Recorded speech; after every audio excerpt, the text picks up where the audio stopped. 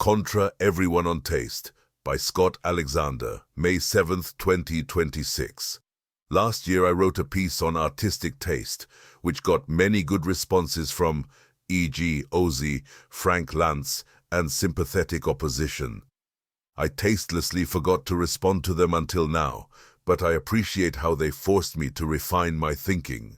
In particular, they helped me realize that taste and good art are hard to talk about because the discussions conflate many different things. 1. Sensory delight. Ode to Joy makes the listener feel joyful. Michelangelo's David fills the viewer with awe at the human figure. The great cathedrals are impressive buildings in a way that hits you like a punch to the gut. These judgments are preconscious, widespread, and don't necessarily require artistic sophistication. 2. Novelty and innovation. Someone gets credit for doing art in a way that has never been done before. The early Impressionists invented a new way of looking at the world and explored all of its little corners. A modern Impressionist painter may be able to match their technical skill, but not their novelty. Therefore, the modern would be a mere curiosity, while the originals were great artists. For a modern person to be a great artist, they would have to explore entirely new media, hence the surprising and transgressive nature of modern art. 3. Paying attention. Pattern language. Tasteful people, viewing art over the generations and paying deep attention to it, have developed a sense of balance, composition, contrast, and what should and shouldn't be done. We can debate how predetermined the exact grammar of this language was a priori, but for better or worse people are sensitized to it and will judge works with it in mind. A good work of art should either conform to this language or defy it deliberately and thoughtfully. That is, in a way that transcends it rather than ignores it. Along with these three big ones, here are smaller ones that might or might not be combinations or sub-varieties of these. 4. Context and discussion. Some great art raises questions, and subsequent great art proposes answers or variations on the questions, or further elucidates the subject. The great artists of any given time are in conversation with their peers, and the great artists of all past ages. New art can be judged on whether it shows awareness of and contributes to this conversation. Other forms of context are more personal. Is a book about human evil more aesthetic if its author survived the Holocaust? 5. Literal ability to understand. A work. You can't fully appreciate Animal Farm unless you know the history of Soviet communism and recognize the book as an allegory for that history. If someone who knew nothing about this liked it as a cute story about talking animals, their appreciation would be different from, inferior to, that of more knowledgeable people. 6. Changing fashions. In 1940, Beaux-Arts and Frank Lloyd Wright were the heights of American architecture. By 1950, nobody who was anybody was doing Beaux-Arts or Prairie. It was all international style. One could very charitably attribute this to the novelty-seeking drive above, but it's implausible that prairie-style architecture was novel and beloved in 1940. A few houses completely exhausted its potential, but the explosion of international-style buildings didn't restore the balance such that the low-hanging fruit level was lower in prairie-style again. More likely, this was just a fashion effect where prairie-style was cool in 1940. Then uncool in 1950.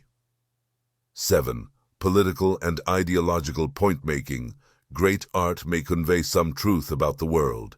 This could be a purely aesthetic truth, but in the case of Uncle Tom's Cabin, the truth was, slavery is bad. Other truths are conveyed symbolically, for example, cathedrals being shaped like crosses, or through design choices, for example, the austerity of Bauhaus architecture making it more suitable for socialist housing. 8. Ability to profoundly affect or transform you.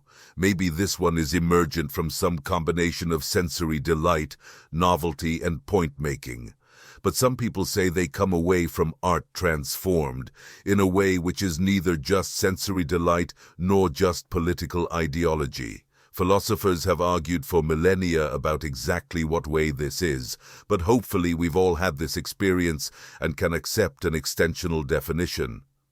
These people enumerated these things to defend taste. I will instead take the bold stand that conflating many different things is bad.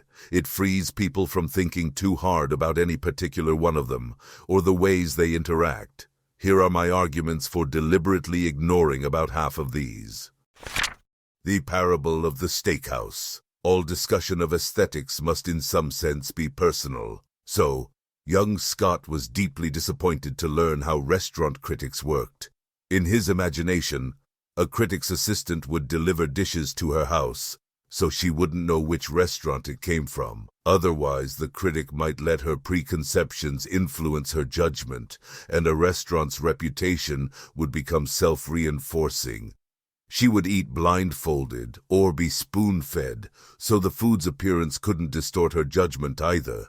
A typical tasting would intersperse food from dozens of different restaurants, with each dish tried multiple times. Obviously, the critic wouldn't know it was the same dish, to ensure that the ratings were consistent. Any critic whose ratings were unreliable, two blind tastings of the same dish were no more likely to correlate than tastings of two different dishes, would be laughed out of the business. Imagine how I felt when I actually read restaurant criticism. It was all stuff like, "Oh, the ambience here is very nice. I had a great conversation with the chef who told me about how his childhood in Sardinia motivated new takes on traditional dishes. How can you be sure the chef's personable manner isn't influencing your impression of the food? Haven't you ever heard of the Pepsi paradox in psychology?" The type of critic young Scott dreamed of could make true discoveries. They might learn that the family restaurant down the street makes a steak that beats the $100 a plate Michelin-starred steakhouse. Probably the average claim like this isn't true, but probably there's some claim like this which is true, and they could learn it. The real-world restaurant critic who writes stuff about ambience never will. Even if they're honest and bold enough to risk their reputation on a crazy claim that would open them to ridicule and offend foodies everywhere, the placebo-esque effects of context and branding would bias them without their knowledge. They are doomed to repeat conventional wisdom, at best shifting it a little around the edges. I've since made my peace with real-world restaurant criticism. I suppose it's true that real people go to a restaurant and soak in the ambience, and that's part of what makes restaurants fun. I suppose it's true that making a visually appealing dish succeeds at delighting the senses no less than making something delicious. Even getting to hear about the chef's dumb childhood in Sardinia is potentially part of the experience, if you like this sort of thing. Still, it rankles. I'm at peace with there being some real-world food critics. But shouldn't there be a few of the other type too? It wouldn't take a psychoanalyst too long to uncover why I think like this. I grew up in a medical family. I knew why observational studies were worse than RCTs before I was entirely sure how sex worked. In a medical study, you have to ruthlessly control out everything except the drug itself. If one center has doctors in white coats administer the drug, and another has doctors in fancy suits administer it, that's a potential bias. Bernstein et al., 2019. Predictive coding unifies these phenomena with their restaurant-related counterparts. All perception, whether of pain relief or the taste of a steak, is biased by contextual clues. Yet in medicine, we don't shrug and say it's all part of the experience. We challenge ourselves to isolate each factor, with the drug itself being the most important, and then recombine them in the way most conducive to patient care. Dostoevsky says that the world will be saved by beauty. I'm busy trying to save the world through truth, so I can't personally work on Dostoevsky's project, but I think it deserves the same level of dignity. If seekers of truth respect their discipline enough to separate real from placebo effects, why shouldn't beauty seekers do the same? If you randomize controlled trialed art so mercilessly that all the novelty effects and context effects and pattern language effects got eliminated, would beauty be what was left? Okay, but do you like art? Suppose you go into a museum and you see a Renaissance-style sculpture. It fills you with awe, and you feel changed by what it tells you about the vitality and divinity of the human form.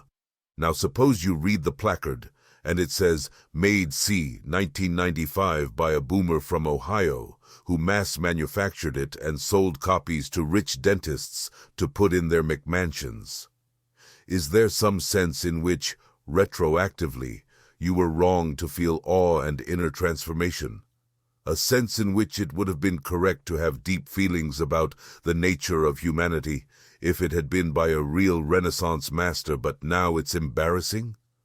Suppose that a sense of artistic responsibility, or a sense of cringe, causes you to root these feelings out of yourself until you can only regard the sculpture with snide contempt.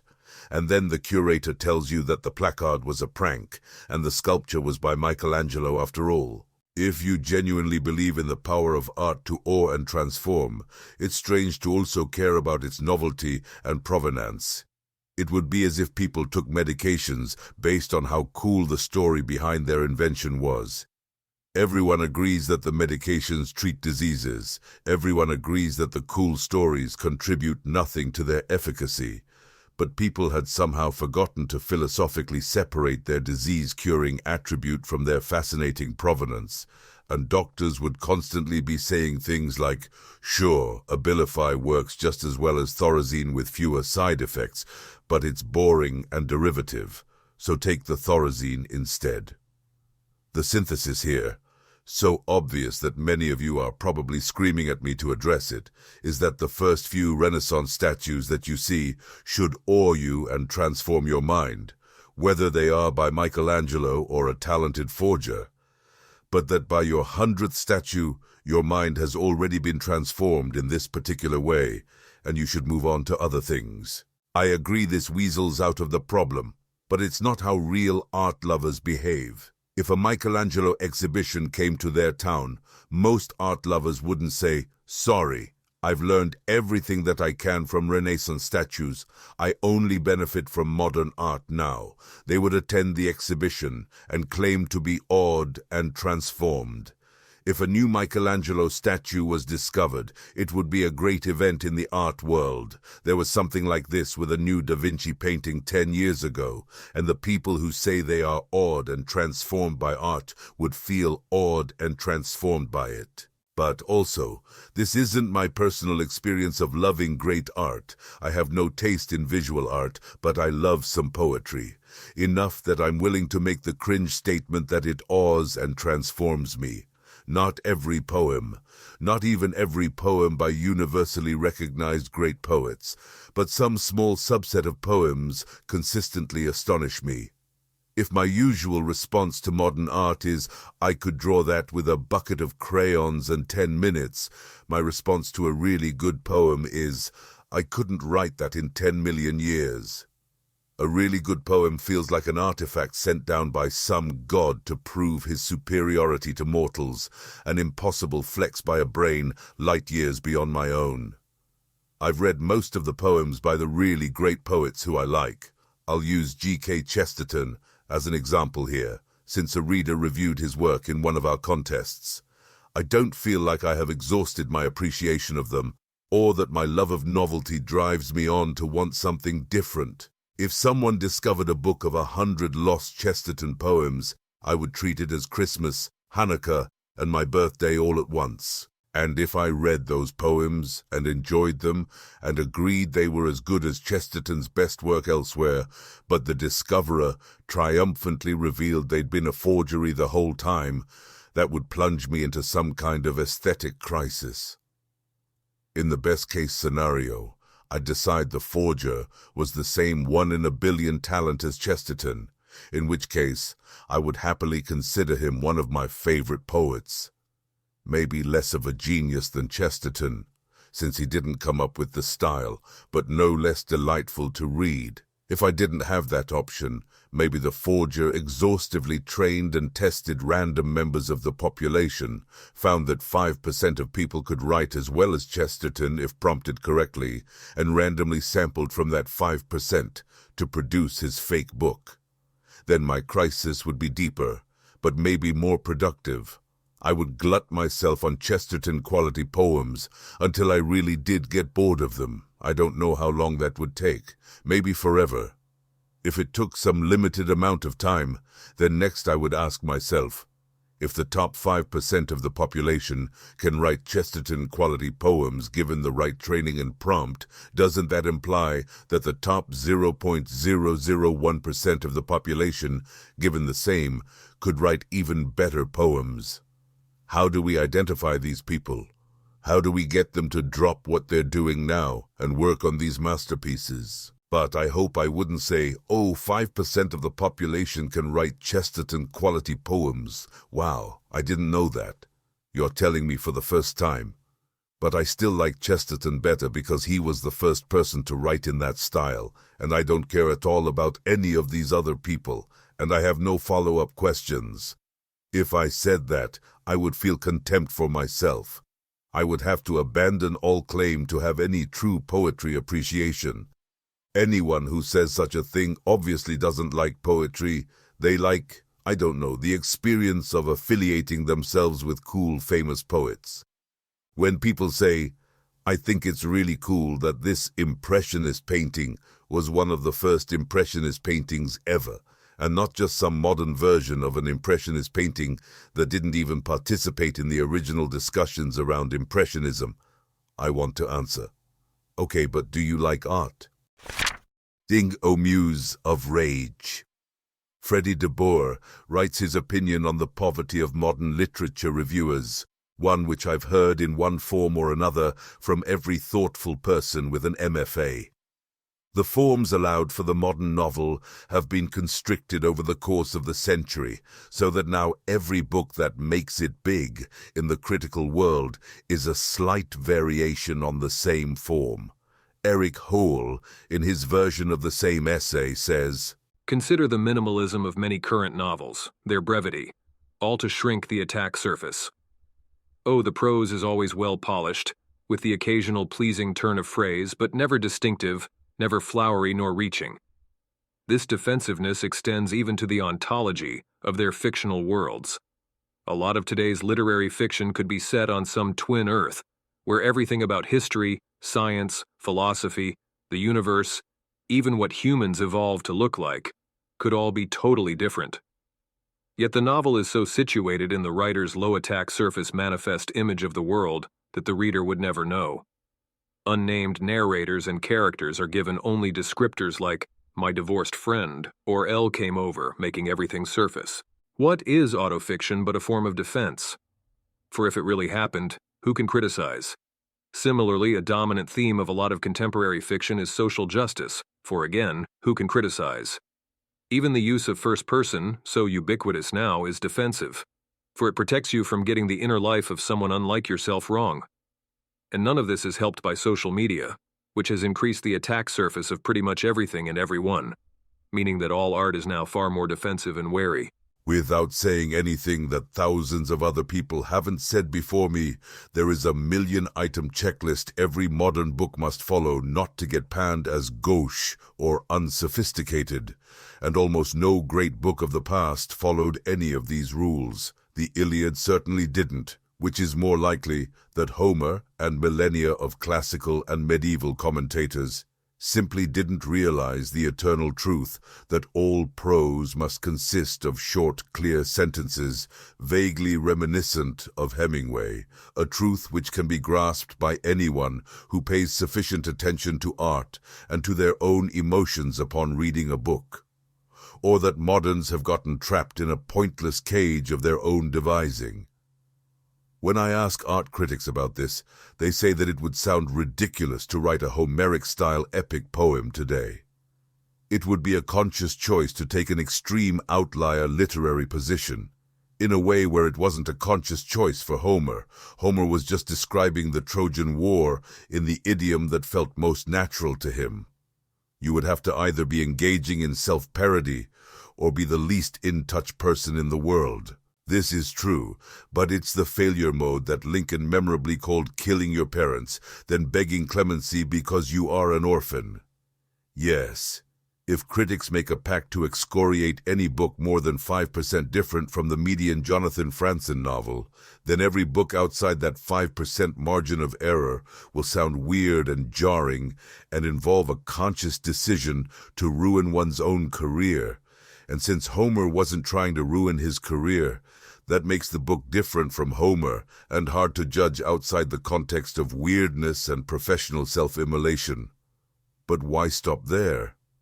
If critics decided to pan any book that wasn't about Joe Biden eating a hot dog, then after a decade of this, any book about any other topic would sound weird and jarring and cringe.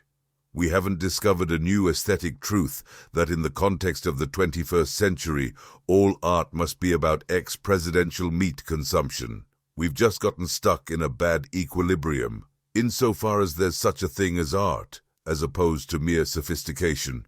Shouldn't its chief job should be to escape? The Angel of History. I want to look in more detail at Frank Lantz's reply to my post on taste, an AI Turing test. Lantz basically says, yeah, the AI art Turing test was an interesting examination of one aspect of art, the picture itself, abstracted into a 600 by 400 JPEG. But real art is situated in the world. It comes from an artist. It's painted on some medium and displayed in some gallery. There's discussion around it. It sits at a particular historic moment and alters the stream of artistic history in some distinct way. The meaning and purpose of an individual work of art is inextricably linked to its context, to the situation within which it was created, to the other works that came before, beside, and after it, and which form a larger conversation of which it is a part. This is true of 18,000-year-old bison drawings, Renaissance church frescoes, Dada collages, Warhammer 40K fan art, and everything else. In fact, this is a point that has, in one way or another, been at the heart of art as a project for over a century, wrestled with by the very people who make up this clique, and for whom these codes and signals and the profound and sacred activity they represent or simulate or obscure have become a subject of endless, obsessive, self-critical fascination. How else do you explain Jeff Koons? How do you explain Andy Warhol? When you look at art as a project, you recognize that Koons and Warhol before him and Duchamp before him were themselves wrestling with the kinds of questions raised by this very quiz. Questions about the relationship between art and JPEGs, between what art purports to do and what it is actually doing, between the serious pursuit of profound and sacred truths and a speculative market in tax-avoidant ultra-luxury hyper-objects, between tacky, obscene wealth and abject, hipster coolness, between looking as optical experience and looking as social ritual, between a bunch of recursive, cerebral puzzles about the structure and limits of meaning and a bunch of pictures that may or may not make you feel a special tingle in the bathing suit area, between philosophy and decoration, between what kinds of image-making can and can't be automated, between the irreducible particularity of the trembling human hand and the generalizing universality of formal symbol manipulation and the capacity of either to gesture at, point to, grasp, or transmit the infinite. He concludes, I would like to be able to defend art, fine art, modern art as a project in terms that they would find convincing, but I haven't figured out how to do that yet.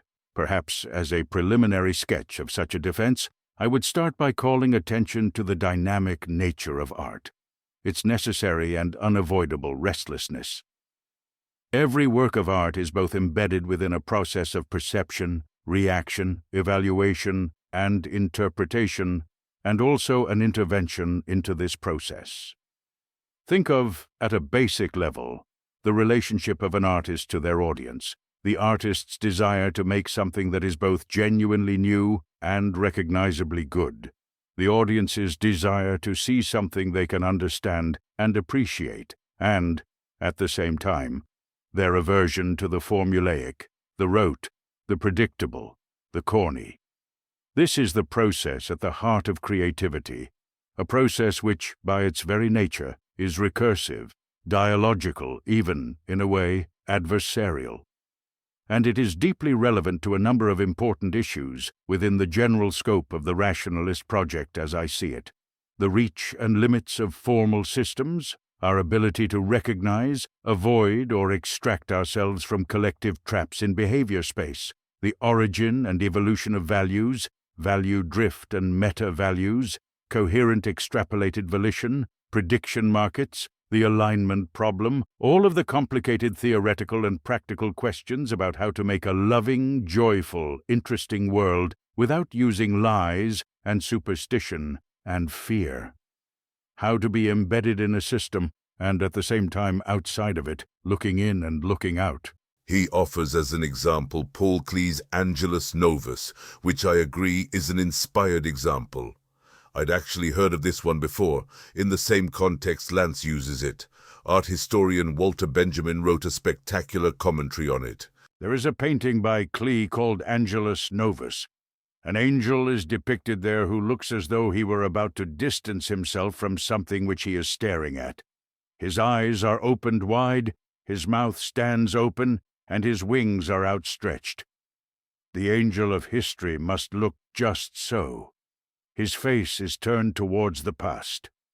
Where we see the appearance of a chain of events, he sees one single catastrophe, which unceasingly piles rubble on top of rubble and hurls it before his feet.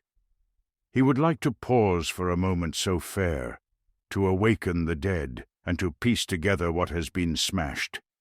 But a storm is blowing from paradise.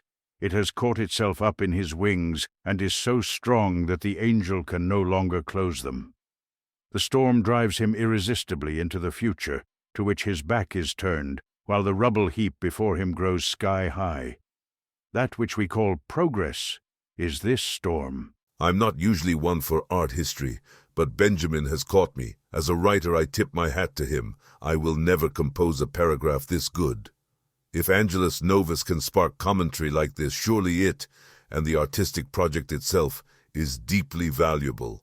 Except that I guarantee you that you will not be prepared for the actual Angelus Novus painting. Whatever you imagine it to be, it's not that. I read Benjamin's commentary first, and I Googled Angelus Novus second, and I thought somebody was playing some kind of prank. Better if I had never seen it and had kept the beauty of Benjamin's prose unsullied in my mind. Still, if you insist on looking, you can see it here. If a food critic writes a restaurant review that rings with the beauty of a Byron or Shakespeare, if it praises the food as ably as a Handel oratorio praises God, and then you eat it and it's lukewarm slop, how many Michelin stars should that restaurant get? Can we give it a star for being part of a cultural thread that ends in greatness? Or is that a betrayal of the food critic's solemn duty? Am I revealing myself as an autistic high decoupler for even worrying about this? Even if you think that dialectic and being part of the conversation is important, it's obnoxious and in some sense parasitic to demand that it occupy the same part of semantic space as sensory delight. Imagine that you go to a restaurant and the food tastes terrible. When you complain to the chef, he objects, but this is a response to Mario Alberti's famous meal of 1974, trying to demonstrate that the difference between lasagna and tortellini is only in your mind. Didn't you catch that the juxtaposition between cloves and truffle salt represents the juxtaposition between fascism and the superego? I think a reasonable response is to wish the chef good luck with whatever he is trying to do, but suggest that he make more of an effort to advertise that he isn't doing the normal thing, where people try to make food that tastes good. This was my original objection in the architecture review too. It's cute that architects can argue with each other about the nature of socialism in a unique language made entirely of housing projects. I just would also like to be able to go outside and see something other than concrete boxes. If the whimsical, adversarial, philosophical point-scoring game has the same name as the creating beautiful things game, everyone will get confused, and only one of them can survive. This is sort of like the steel-manned argument against cultural appropriation. If Native Americans are doing their traditional rain dance, and white people riff off of it to create some hip new form called the rain dance, which goes viral and makes millions of dollars, then the conceptual beacon becomes so confused that traditional rain dancers can no longer coordinate with each other. Any institution they form quickly gets infiltrated by a separate competing tradition that doesn't even realize it's a separate competing tradition. This is especially true if the white people keep rolling their eyes and saying, "Oh, that rain dance is so 5 years ago. Don't you realize we've moved beyond that and all rain dances are trance synthwave techno now?" The eternal return of Dolphin Pancreas Baby, but fine. Whatever, grant that all art is historically informed commentary on the nature of art. I still think it's bad commentary that fails to say interesting things. The 500th dissected shark in formaldehyde, or equivalent, just doesn't add much to the conversation. My understanding of this from the little art history I've read, including this review, suggests that artists thought the traditional forms were played out. There was nowhere left to go with poetry that rhymes, nowhere left to go with heavily ornamented buildings, nowhere left to go with representational painting. The ancients might have been able to combine beauty and novelty, but they picked all the low-hanging fruit, and now all that's left is to go mechanically through a checklist of things that have never been done before. In 1920, declaring a urinal to be art had never been done before. But Duchamp ruined that one. Guess the next step is sharks in formaldehyde. Next year it'll be, I don't know, a baby with a dolphin pancreas on its head. People will say the same boring things. This challenges us to ask whether a baby with a dolphin pancreas on its head can truly be art. The answer may surprise you. Some rich person will buy it for $200 million as part of a tax evasion scheme. The people who scoffed at Dolphin Pancreas Baby will get told that by expressing an opinion at all, they are participating in exactly the kind of conversation that Dolphin Pancreas Baby was meant to evoke, and therefore retroactively vindicating its existence. Image. A 4-panel comic shows a crow doing stand-up at a microphone, asking the audience, "Might this transgressive ugly thing in some sense be art?" To which a heckling bird in the crowd shouts, "Boo! Get better material!" In the final panels, the dejected crow falls silent, then sheepishly flips through its remaining note cards, all of which contain variations of the same opening line. I admit that I cannot personally figure out some way to marry beauty and novelty into a greater whole, which both Michelangelo and Salvador Dali would admit are worthy successors to their respective traditions. That's why I'm not some tortured genius living in a flat in Paris with only a crust of bread, a canvas, and a personality disorder diagnosis to my name. But if you are that person, surely there is nothing more valuable you could be doing with your life. Surely even if you fail, this is a worthier goal than drowning yet another marmoset in vodka. Could a marmoset drowned in vodka really be art? The answer may surprise you. This is why I find it so obnoxious when people say things like, "You wish that this concrete cube looked more like a Gaudi building? Aha! You've fallen into a trap. Don't you realize that Gaudi himself was trying to break with stale tradition and expand the horizon of what was possible?" Yes, I do realize that, but he was good at it, and you are bad. If you can't figure out how to do it well, stick to the stale stuff within the existing horizon and wait however long it takes for the next genius to come along.